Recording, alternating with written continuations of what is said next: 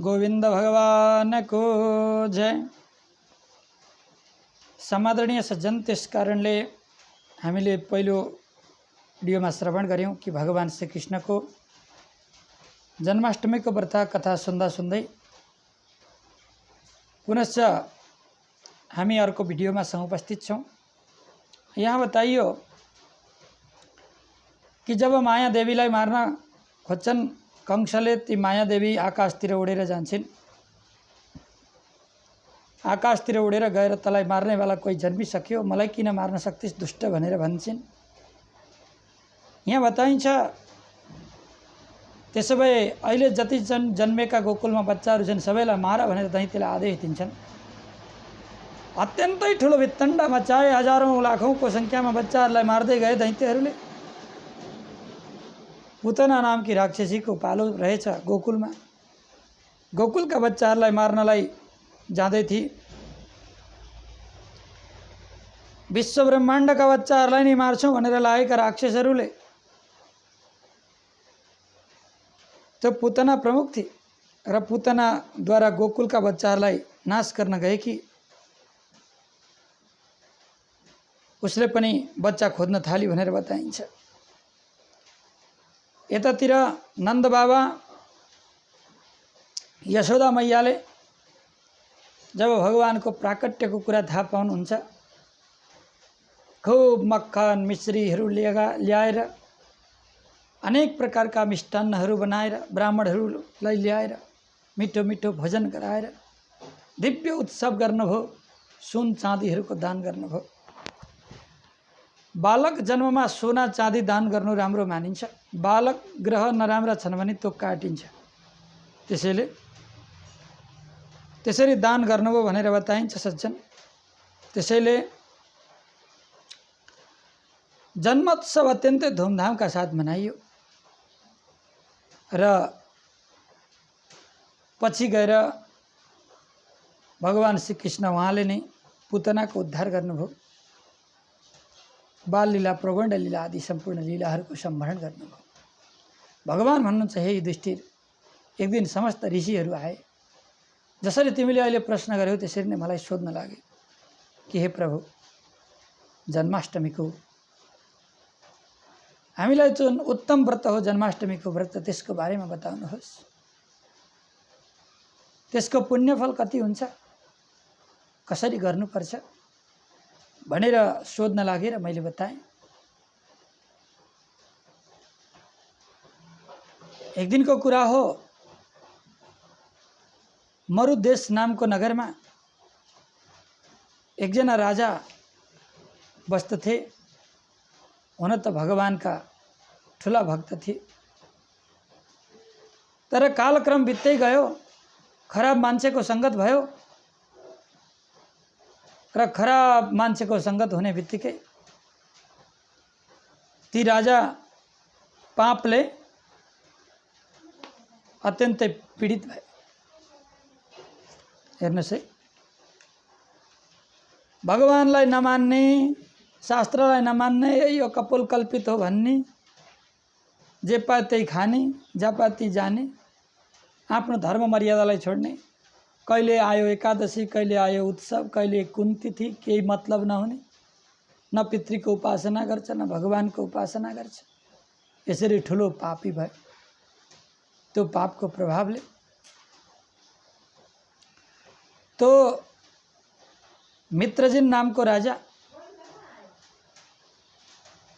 गएर प्रेत हुन पुग्यो, मरेर गएर प्रेत हुन पुग्यो।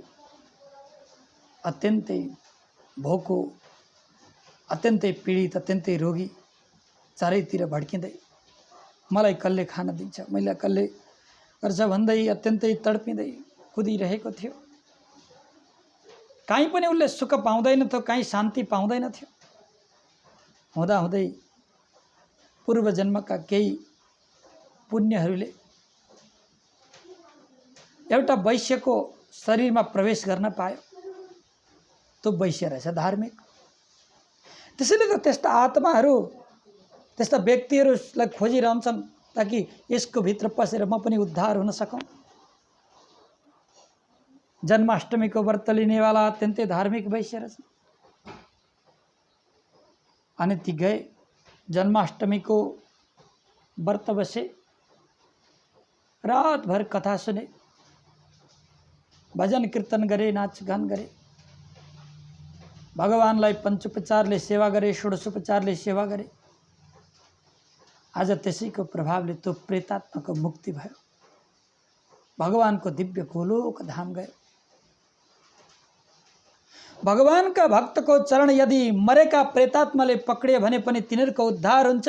जीवित व्यक्तिहरू पनि भगवानका चरण सान्निध्य प्राप्ति गर्ने भक्तहरूको चरणमा पुग्यो भने तिनीहरूको उद्धार हुन्छ, अमल सुख शान्ति हुन्छ। यो शास्त्रले बताउँछ सज्जन। त्यसैले भगवानका भक्तको संगत गर्नुपर्दछ।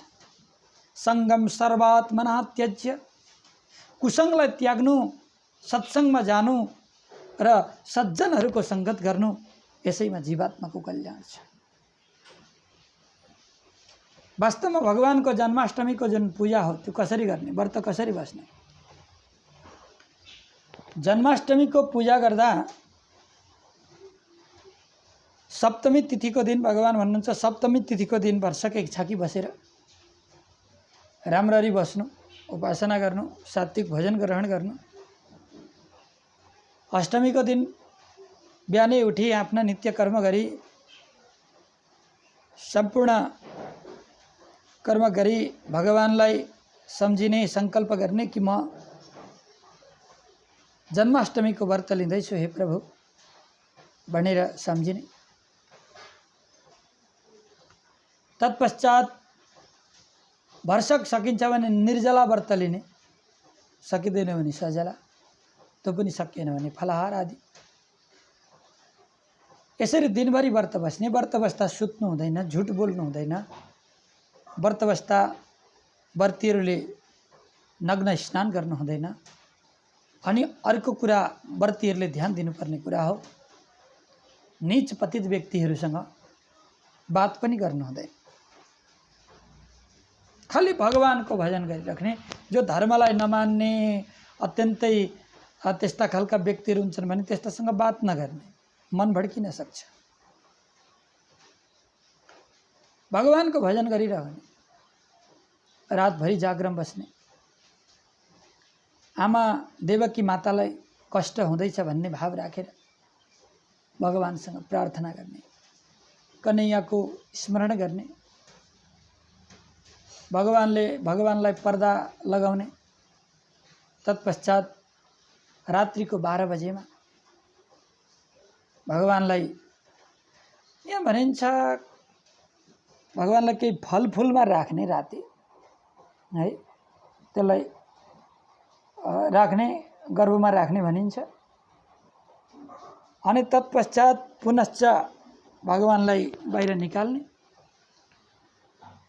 अनि दूधले अलग्गै स्नान, दहीले अलग स्नान, घिउ मह चिनीले स्नान, अनि पाद्य अर्घ आचमन पुनराचन शुद्ध जल आदिले स्नान गराउने भगवानको। राम्रा राम्रा अनि भगवानलाई चिल्लो लगाइदिने, राम्रा राम्रा वस्त्रहरू अलङ्कारहरू लगाइदिने। अनि भगवानलाई अलङ्कारहरू लगाइदिसकेपछि अर्चना गर्ने। अनि अर्चना गरेर भगवानलाई भोग लगाउने, मक्खन मिश्री आदि दिव्य कुराहरू भोग लगाउने। तत्पश्चात भगवान श्री कृष्णलाई के गर्ने त भन्दाखेरि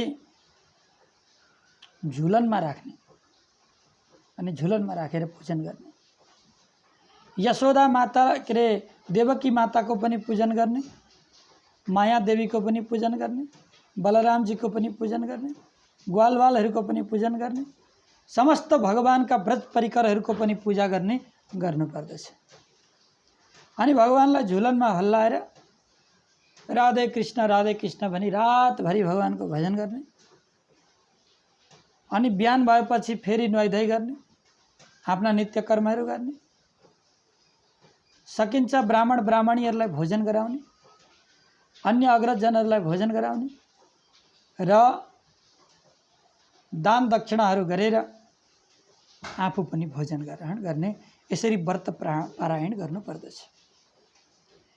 यसको पुण्यफल अत्यन्तै ठुलो बताइएको छ सज्जन। कसैले पनि यति चाहिँ पुण्य भनेर आँकडा गर्न सकिँदैन, किनकि जन्माष्टमी व्रतभन्दा ठुलो व्रत अरू कुनै पनि छैन। यो वर्ष दिनमा एक दिन आउँछ। त्यसैले यसको पुण्यफल जीवनभरि गनिराख्ने हो भने पनि त्यो पुरा हुन सक्दैन, त्यति धेरै पुण्य प्राप्ति हुन्छ। त्यसैले येन केन प्रकारेण भगवान श्रीकृष्णको यो जन्माष्टमी व्रतको हामीले उपासना गर्ने प्रयत्न गरौँ। जो अशक्त हुनुहुन्छ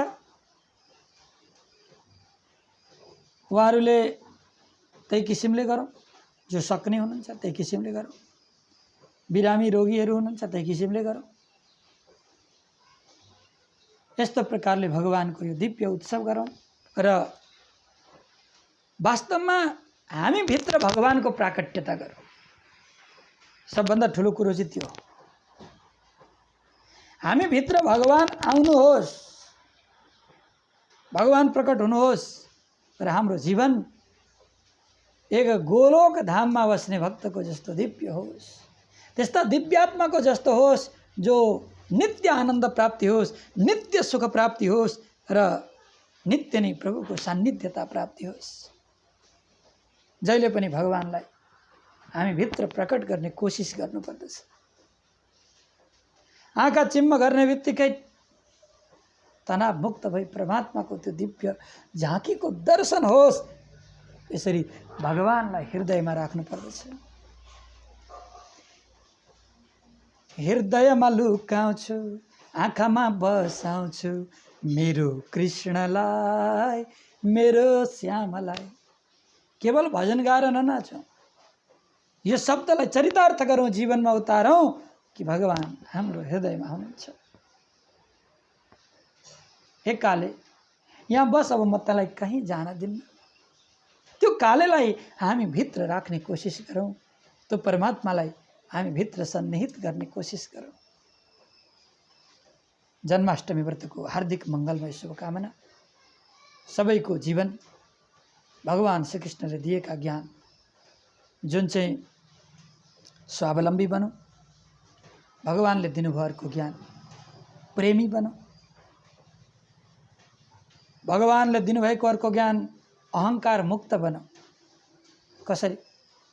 भगवानले कोही गरिब, कोही कस्तो जातको के त्यो छुट्याउनु भएन, सम्पूर्ण ब्रज परिकारलाई माया गर्नुभयो। म धनी हो भनेर आफूले डिङ मार्नु भएन, मेरा साथीहरूले जुत्ता चप्पल लगाएका छैनन्, म पनि खराउ बिना हिँड्छु भनेर उनीहरूकै भेषमा हिँड्दिनु भयो। समता, समप्रेम, समभाव। अर्को कुरा, भगवानलाई सेवा गर्ने हुन् चाहे भगवानलाई सेवा नगर्ने हुन्, भगवानले सबैको उद्धार गर्नुभयो। समदृष्टि। भगवानले जल तत्त्वको शुद्धिकरण गर्नुभयो, जुन चाहिँ कालीनागको माध्यमबाट है, कालीनागको उद्धारको प्रसङ्गबाट भगवानले वायु तत्त्वको शुद्धिकरण गर्नुभयो। तृणाव्रत कथाको माध्यमबाट हामीले यो ज्ञान प्राप्ति गर्न सक्छौँ। भगवानले आकाश तत्त्वको शुद्धिकरण गर्नुभयो।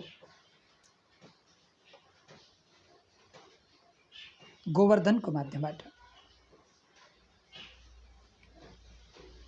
भगवानले पृथ्वी तत्त्वको शुद्धिकरण गर्नुभयो। रासको माध्यमले र भगवानले यो पञ्चतत्त्वको शुद्धिकरण गर्नुभयो विभिन्न तरिकाले। नित्य आत्माको शुद्धि गर्नुभयो भगवानले दिव्य लीलाको माध्यमले। त्यसैले लीला पुरुषोत्तम भगवान श्रीकृष्णको चरणमा जो जान्दछ त्यसको बाह्य र भित्र पूर्ण पवित्र र शुद्धिकरण हुनेछ। आदरणीय सज्जन, भगवानले हामीलाई स्वकर्म गर्नको लागि, स्वावलम्बी बन्नको लागि सिकाउनु भयो। भगवानले दिव्य गीताको ज्ञान दिएर हामीलाई विभिन्न योगको बारेमा सिकाउनु भयो। ज्ञानी बना, उद्यमशील बना, प्रयत्नशील बना, कर्मशील बना। कर्मण्येवाधिकारस्ते मा फलेषु कदाचन भन्ने ज्ञान दिनुभयो। कर्म प्रधान विश्व रचि राखा, जो जस करै सो तस फल चाखा। यो पूरा ब्रह्माण्ड कर्म प्रधान छ। जसले गर्छ त्यसले प्राप्ति गर्छ, जसले गर्दैन त्यसबाट फल धेरै टाढा जाला। त्यसैले कर्म गर्न सिकाउनु हो। अनेक प्रकारका यस्ता अत्यन्तै राम्रा दिव्य कुराहरू भगवानले दिनुभएको छ र उनी भगवानको यो जन्माष्टमी व्रतको माध्यमबाट हामीभित्र पनि भगवानका केही त्यस्ता कर्मिक अंशहरू प्राप्त हुन् र हाम्रो जीवन पनि